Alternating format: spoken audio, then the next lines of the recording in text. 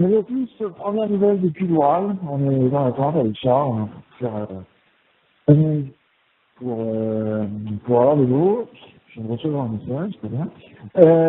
On a quitté Portugal il y a 2 jours maintenant. Ça n'a pas été facile.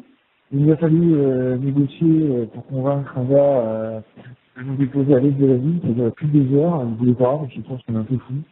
Donc voilà, ça a été déjà un grand combat pour trouver des temps blanches. Et après, il a fallu négocier tout ça. On s'est demandé si on allait pouvoir un jour quitter voir tout ça. En tout cas, on a été très bien accueillis chez Georges. Il nous a donc on a un peu baladé dans Vorkuta pour trouver des licences. On a dû faire au moins 5 ou 6 magasins différents. Licences pour le réchaud, hein, licences blanches pour le réchaud. Et il nous a hébergé jusqu'à notre départ, donc de hier matin. Donc hier matin, on a été déposé dans un camion. Avant ça, on a traversé une vieille ligne minière qui s'appelle le Sodetsky, qui est complètement désert.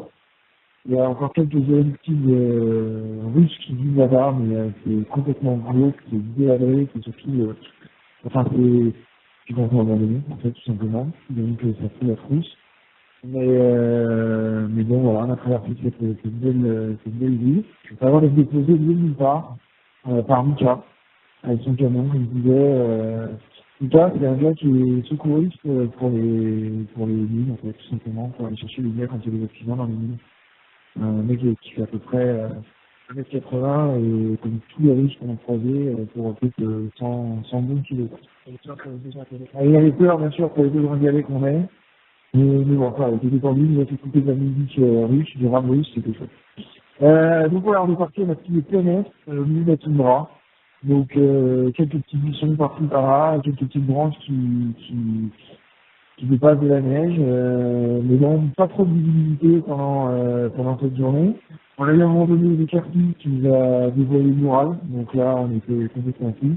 Ça n'a pas duré bien longtemps, mais c'était chouette. Alors, un peu de vent, il faisait moins 13, mais voilà, le vent était par contre assez glacial quand il soufflait, on était rapidement gelé. On a mangé un cours d'eau et puis on a bivouaqué sur place. Ce matin, on a failli pas partir, on s'est demandé si on allait pouvoir partir aujourd'hui parce qu'il y avait beaucoup de vent, la tente quand même d'aller dans tous les sens, on arrivait à peine à s'entendre. Mais finalement on a décidé de partir et puis voilà, c'est pas été une journée très facile. On a encore décalé, hein, pour vous faire une idée, ce matin on s'est levé, il était 3 heures en France. On est un peu fatigué, quoi, forcément, on n'est pas complètement acclimaté, on a des poupées qui sont encore lourdes, qui sont 75 kg chacune, donc et on savait que les 2-3 premières journées allaient être difficiles, c'est vrai que c'est difficile. Moi, je suis complètement malade, j'ai une diarrhée abominable depuis 4 jours, donc ça n'arrange rien, c'est tout dans ces conditions. Mais bon, voilà, on se refait, là on n'a pas parlé à manger, donc tout va plutôt bien.